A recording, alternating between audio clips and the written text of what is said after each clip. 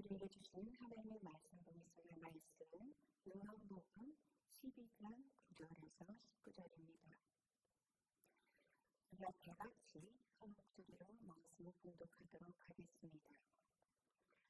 이때에 큰 무리가 예수께서 어디 계신 줄 알고 오니 이는 예수만 보기 위함이 아니요 죽은 자 가운데서 살리신 나사로도 보려고 하느니라. 그래서 사람들이 나사로까지 죽이려고 모이하니 나사로 때문에 많은 유대인이 가서 예수를 믿으니라. 그 이튿날에는 명절에 온 예수께서 예루살렘으로 오신다는 것을 듣고 종려나무 가지를 가지고 맞으러 나가 외치되 호산나 찬송하리로다. 주의 이름으로 오시느니 곧 이스라엘의 왕이 시온하더라. 예수는 한 어린 아이들을 보고 다시니 이는 기록된 바 시온하라. 두려워하지 말라. 보라 너의 왕이 나의 새끼를 타고 오신다 하는 것과 같더라. 제자들은 처음에 이 일을 깨닫지 못하였다가 예수께서 영감을 얻으신 후에야 이것이 예수께 대하여 기록된 것인가 사람들이 예수께 이같이 하는 것이 생각났더라. 나사로를 무덤에서 불러내어 죽은 자 가운데서 살리실 때 함께 있던 무리가 지나가는지라. 이에 우리가 예수를 맞으며 이 표적 행하심을 들었으리라. 바리새인들이 서로 말하되 볼지어다 너희 하는 일이 쓸데없다. 보라 온 세상이 그를 따르는도다 하니라. 아멘. 시간에 시스미서 하나님께서 호산나의 하나와 십자가의 길이라는 제목으로 말씀 전해주시겠습니다.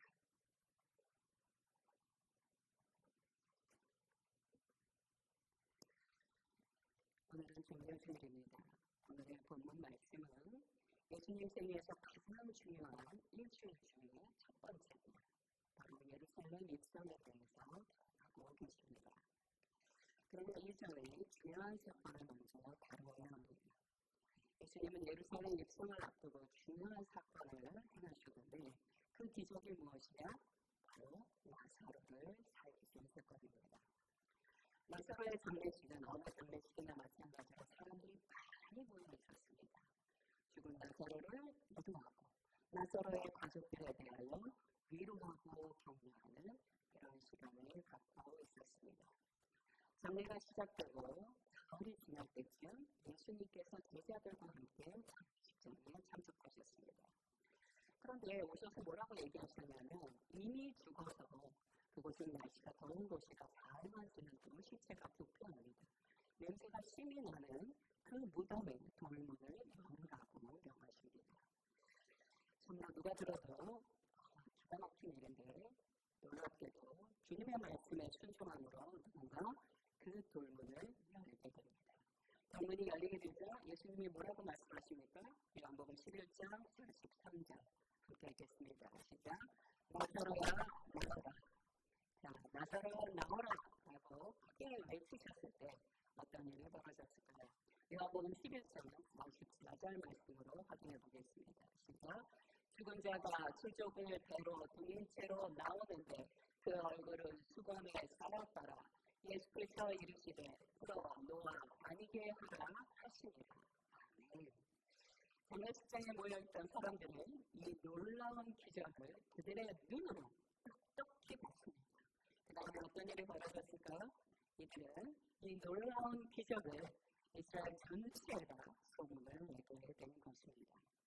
그래서 요한복음 12장 9절 말씀을 함께 읽겠습니다. 시작. 유대인의 큰 무리가 예수께서 여기 계신 줄을 알고 오니 여기서 여기는 어디를 말하는 걸까요? 예루살렘으로 가는 길목에 있던 베다니를 말하는 것입니다. 그 당시에 많은 사람들이 6월절을 지내기 위해서 예루살렘으로 속속 전국에서 모이는 중이었습니다. 예수님도 그 길목에 베다니에 머물고 계셨는데 예수님께서 베다니에 머물고 계신다는 정보를 듣자마자 사람들이 어떻게 했습니까? 너도 나도 베다니로 갔습니다. 왜 갔습니까? 예수님과 기적의 그 증거인 나사로를 확인하기 위해서입니다. 여러분이라도 그 소식을 들었다면 하지 않았겠습니까? 저는 득달같이 갔을 거라고 예상됩니다. 자, 드디어 예수님께서 나귀를 타고 예루살렘에 입성하시게 되자 군중들은 손에 종려나무 가지를 흔들었습니다. 그리고 예수님을 환영해 주었습니다.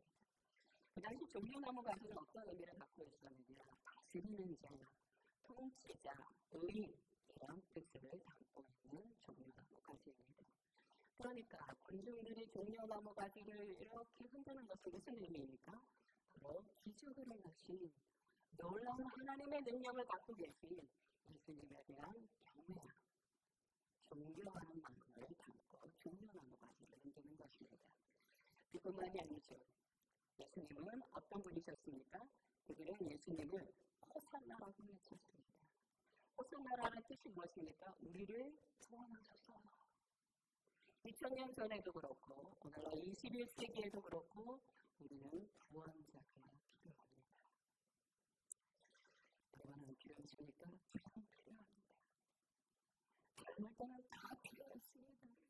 자녀들 키울 때는 더더욱 필요했습니다.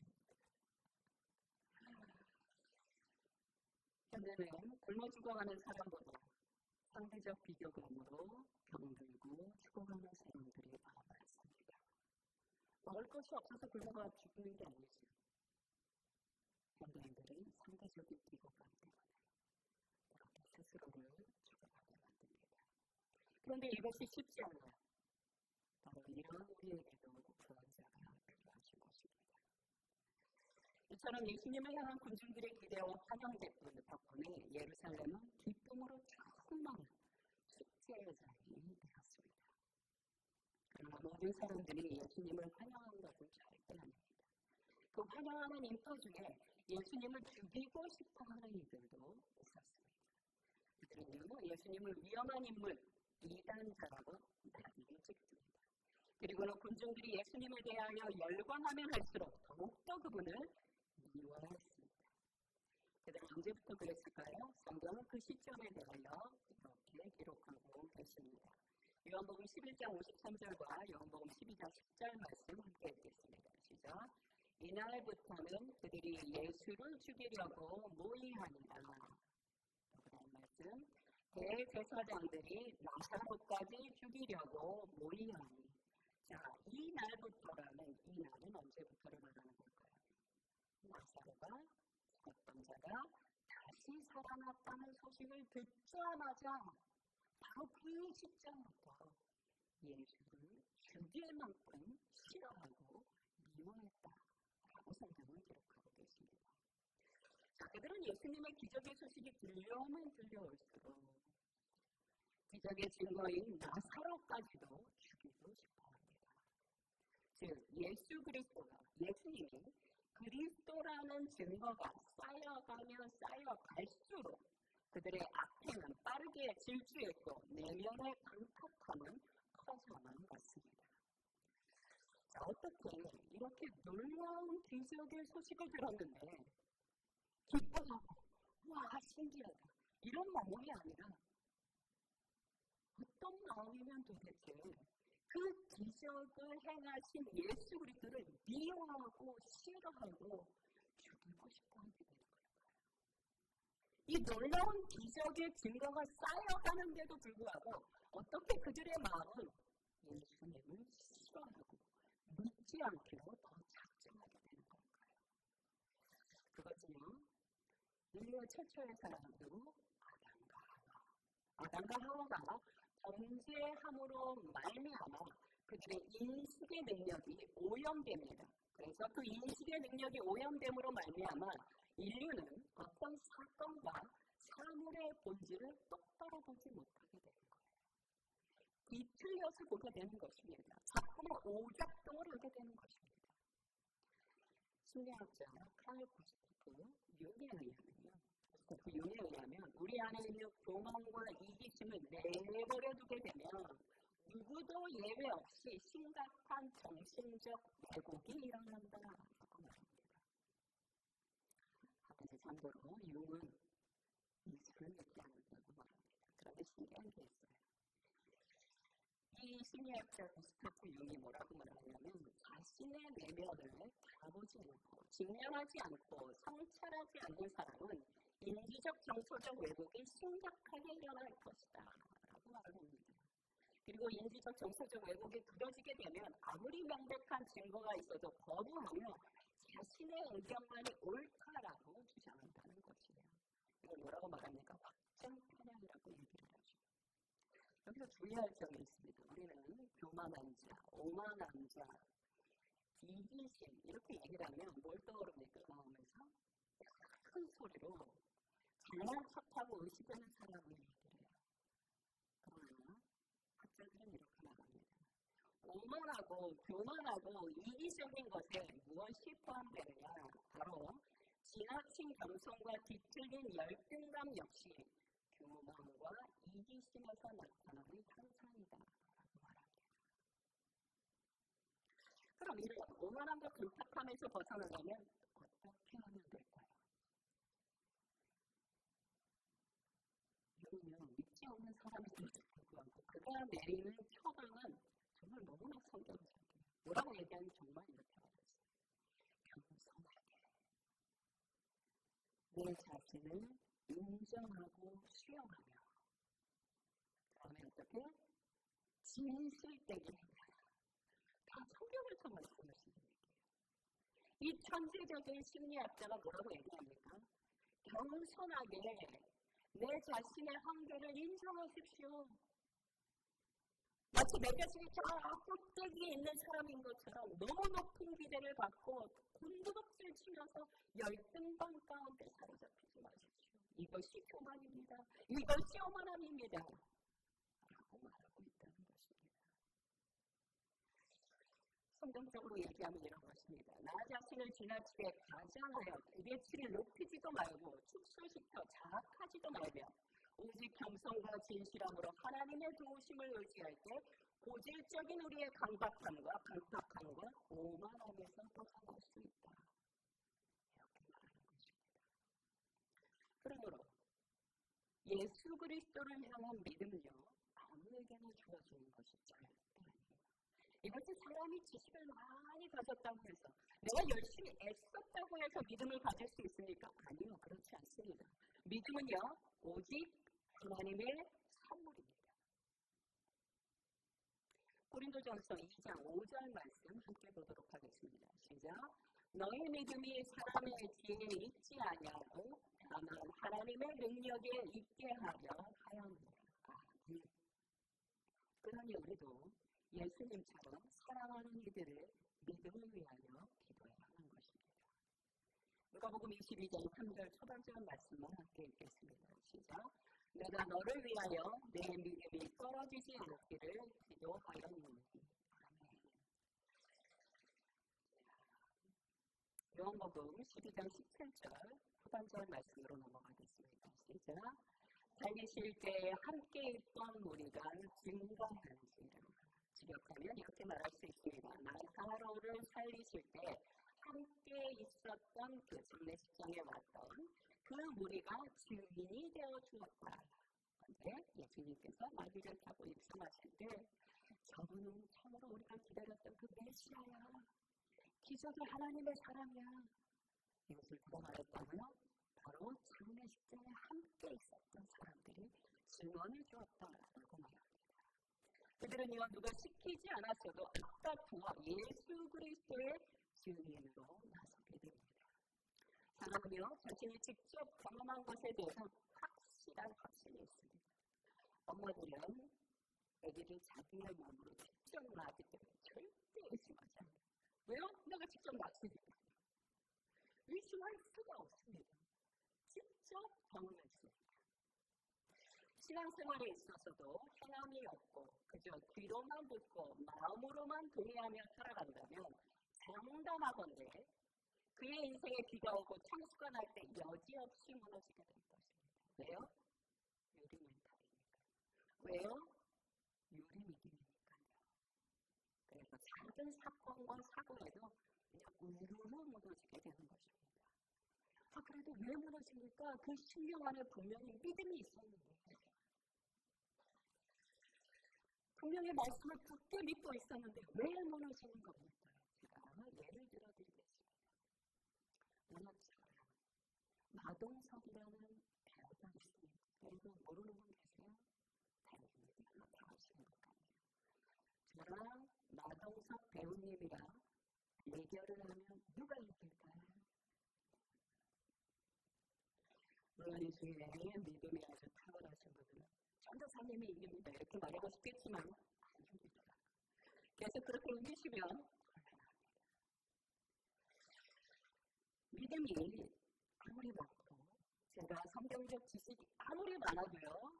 근육이 많으신 마동석 배우님이 이길 수밖에 없습니다.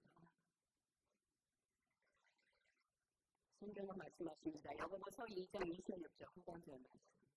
함께 읽겠습니다. 시작. 행함이 없는 믿음은 죽은 것이라. 아멘. 다르게 표현하겠습니다. 행하지 않고 생각으로만, 마음으로만 동의하며 살아가고 계십니까? 여러분 죽은 상태입니다. 시체와 같습니다. 시체에서 제일 먼저 나타나는 현상이 무엇입니까? 부패입니다. 썩은 냄새가 진동을 합니다. 자, 그럼 행함이 없으면 구원을 받지 못합니까? 아니, 구원은 받을 것입니다. 영혼은 구원을 받을지도 모르지만 그의 인생의 모든 면들은 썩은 시체와 같이 살아간다는 뜻입니다. 말씀을 행하지 않는 자들은 죽은 자와 같아서 그 삶이 썩고 무너지는 것이 당연하다는 것입니다. 그러나 맞아. 내가 예수 믿은 지도 얼마 안 돼요. 그런데도 그 말씀을 하나 읽었으면 오늘은 이 말씀을 행해야겠다. 순종해야겠다. 날마다 그 말씀을 상고하고 순종하는 사람은 어떻게 될까요? 근육이 붙습니다. 힘이 생깁니다. 그래서 그 사람들은요. 하나님의 자녀가 누릴 수 있는 모든 축복과 능력을 경험하게 되는 것이에요. 성경에서 말씀을 믿음으로 받아들인다는 것은 곧 무엇과 같습니까? 행하는 것입니다. 순종하는 것입니다. 그런데도 말씀을 순종하지 않고 도무지 행하지 않는다면 무엇과 같다고요? 죽은 자와 같이 살 수밖에 없는 것입니다. 그러니 험한 세상에 나가 예수 그리스도의 이름으로 승리하고 싶으시다면 어떻게 해야 돼요? 매 순간 순종하며 행하는 삶을 사셔야만 합니다. 아침마다 내게 주신 말씀 아멘 주님. 제가 오늘은 이 말씀대로 순종해 보겠습니다. 행해 보겠습니다. 그럼 어떤 일을 경험하게 됩니까? 내가 승리해요? 처음 순종하면요. 자꾸 뭔가 삐그덕거리며 실패합니다. 넘어지고요. 실패하고요. 상처받고요. 그런데도 또 도전해서 또 순종하고요. 또 행하면요.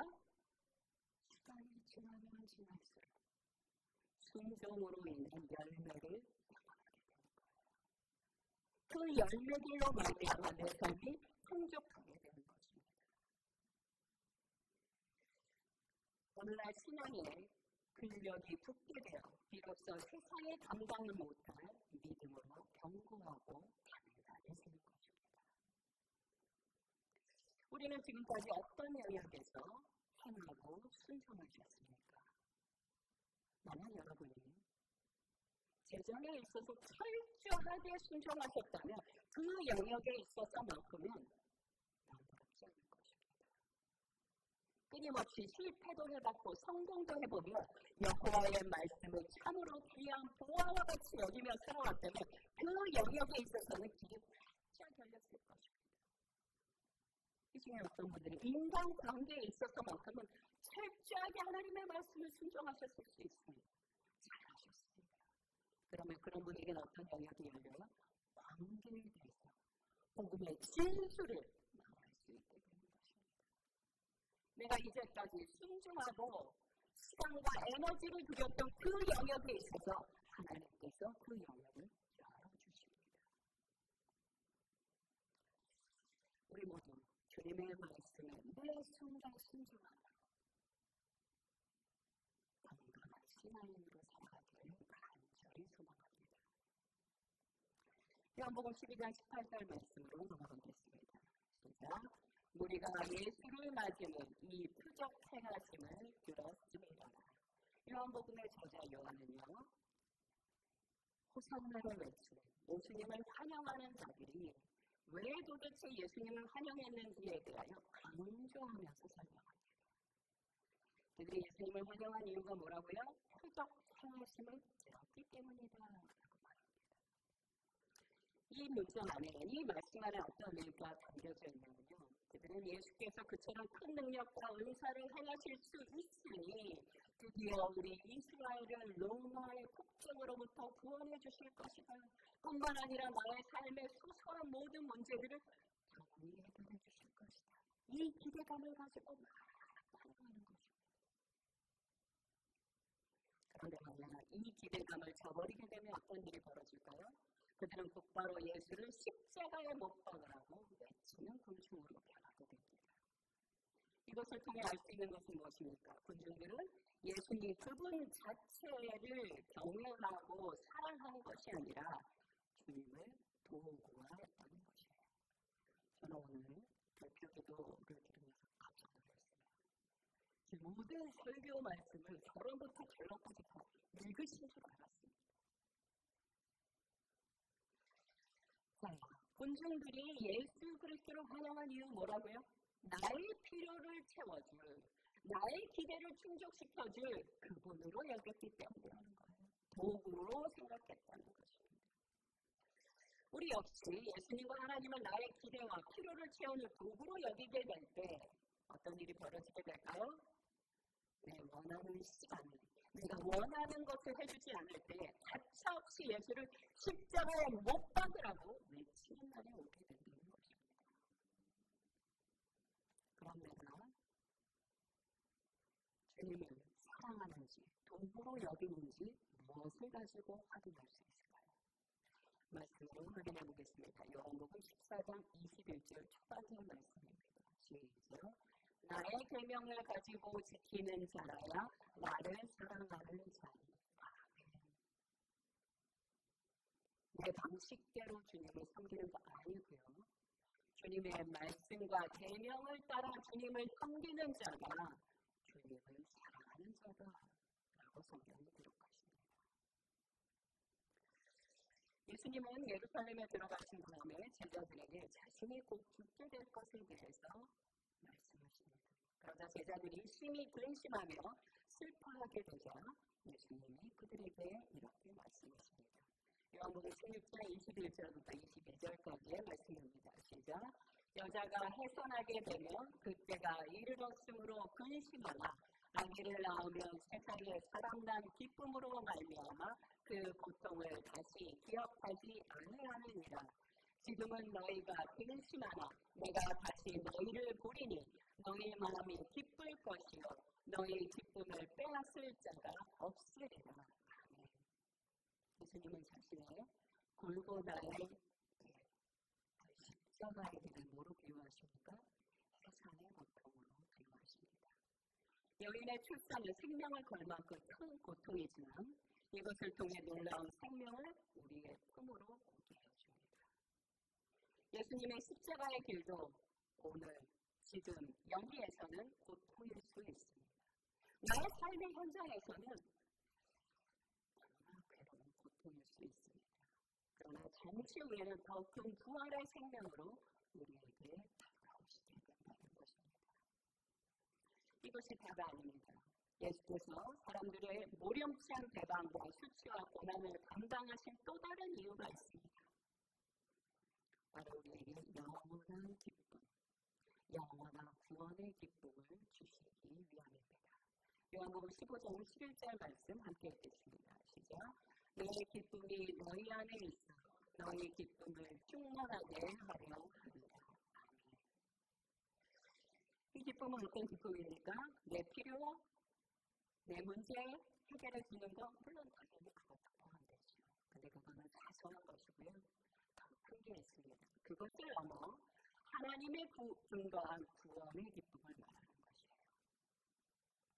하나님의 근거한 구원의 기쁨은 무엇을 말하는 것일까요? 예수 그리스도를 믿음으로 죄 사함을 받고 영광스러운 하나님의 자녀가 되는 기쁨입니다. 이 기쁨은요, 세상이 줄 수 없어요.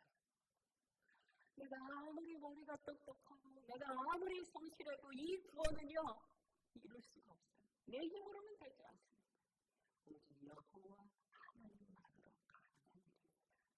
오직 여호와 하나님과 동행할 때 누릴 수 있는 기쁨으로 성경은 다음과 같이 말씀하십니다. 이사야서 12장 3절 말씀입니다. 시작. 그러므로 너희가 기쁨으로 구원의 우물들에서 물을 이르리로다. 인생에서 기쁨과 행복을 찾고 계십니까? 그럼 제가 엉뚱한 곳에서 고생하지 마시기 바랍니다. 엉뚱한 곳에서 아무리 찾아도 그곳에서는 구원이 있지 않습니다.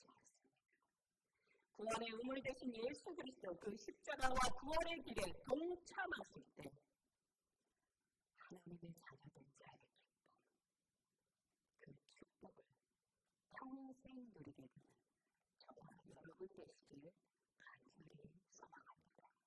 함께 기도하겠습니다.